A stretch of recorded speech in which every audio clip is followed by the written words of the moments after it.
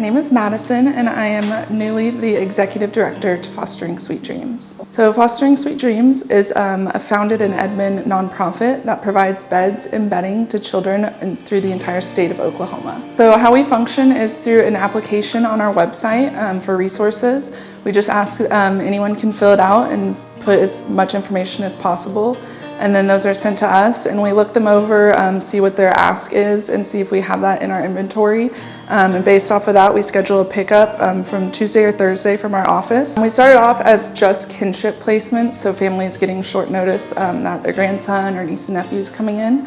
And we've been able to, through grants and companies like Tabor Cares, with the money that we've gotten, open that up to any vulnerable child in the state of Oklahoma. So this is our third year, over 8 years receiving this, and we are just so grateful for it. It's amazing that you guys just implemented this into your housing cells and can give this to different charities every month.